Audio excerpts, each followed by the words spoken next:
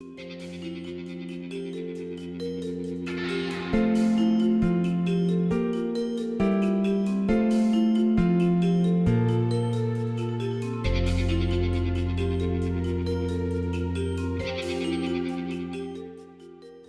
officials say recycling centers like this one are supposed to help people easily recycle their plastic grocery bags.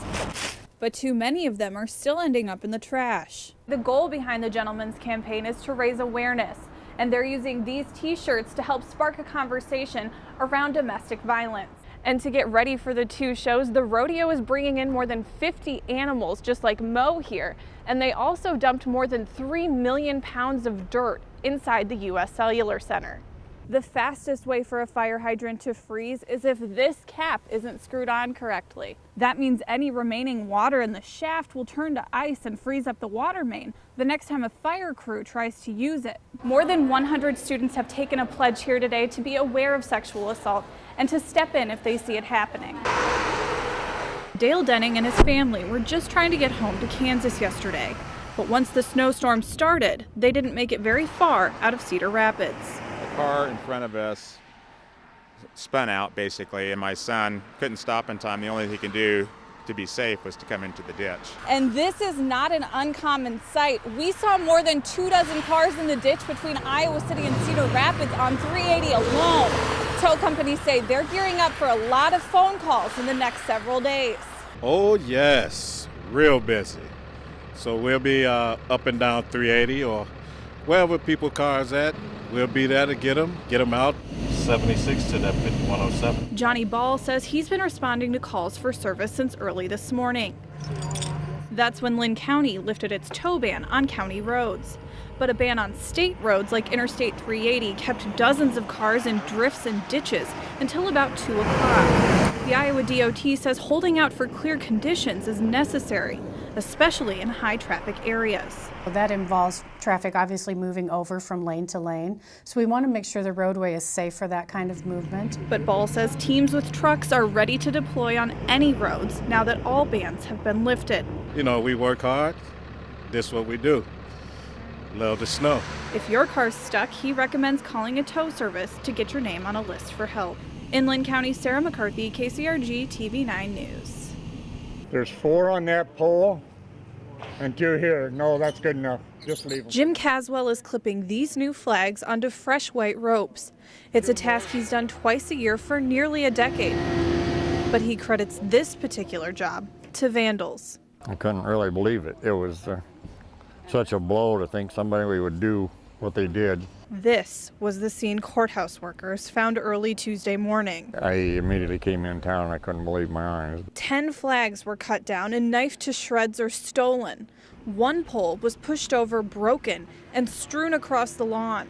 You'll use this top one? But today, 8 volunteers worked to restore the broken pieces, all ahead of Veterans Day. You just drive by it sometime and say, you know, you're a little bit overwhelmed that, you know, I was able to accomplish that, and with the help of so many. It's not 100% right now, but the flags are flying, and that's what I wanted. The plaque in front of the flag recognizes fallen soldiers from Jones County.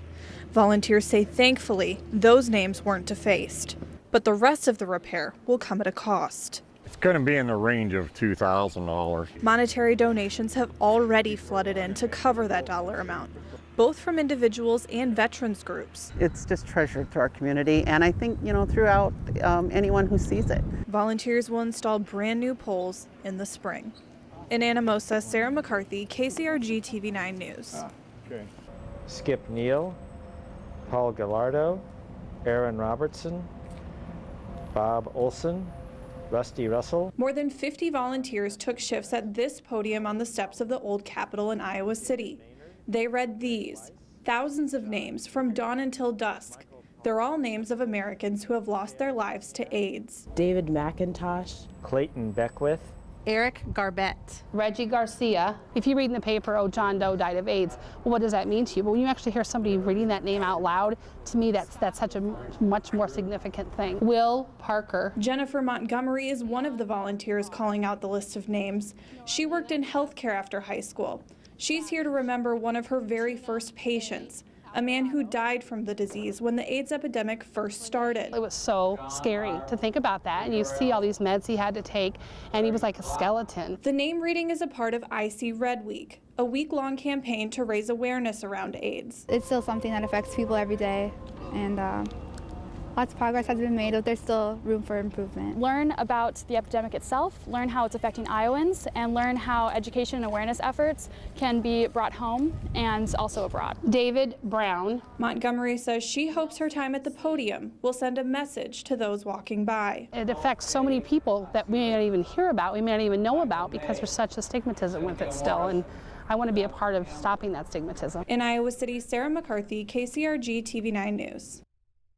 A week ago, Dale Atwood made a frantic call to police when he realized his pet cat Dolly was severely hurt. Help arrived too late to save the animal, but one Cedar Rapids officer went above and beyond to put a smile back onto the cat owner's face. She loved getting on my lap. Dale Atwood doesn't have family members in Iowa and spends most of his time in his apartment. But for the last 6 years, his black cat Dolly has been by his side. Drill their little head on there and their paws on my hand. But last Wednesday, Dale accidentally sat in his recliner, not knowing Dolly had crawled underneath. I felt bad. When he realized Dolly was hurt badly, he called police. Shortly after, Officer Andrew Tran knocked on Dale's door. I go into his apartment and he had the recliner tipped to the side, and it looked like he made some efforts to remove some bolts and screws from the recliner. Tran called the fire department to remove the cat's body, but he wanted to do more. I knew he had a lot of love for Dolly. I mean, he's got pictures of Dolly on the wall, and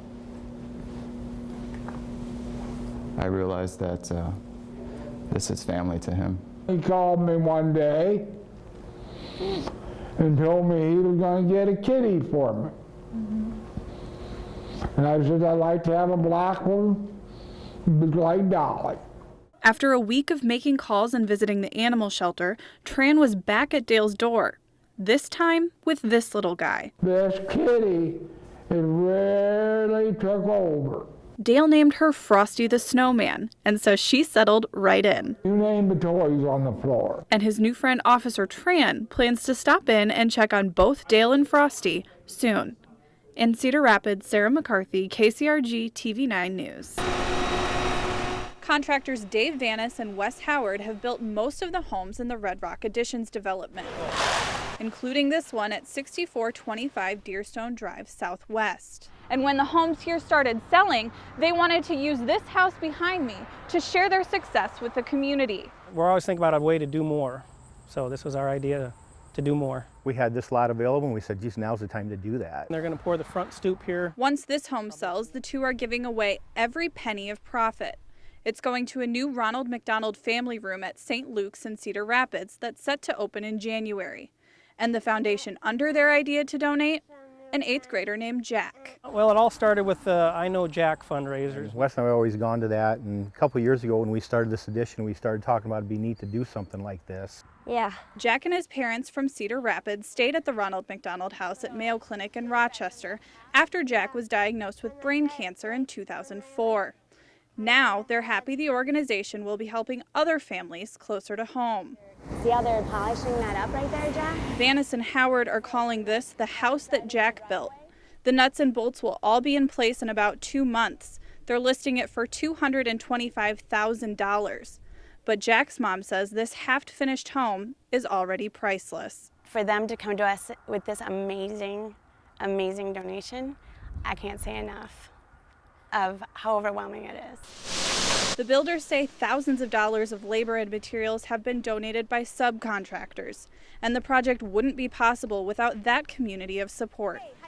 In Cedar Rapids, Sarah McCarthy, KCRG TV9 News.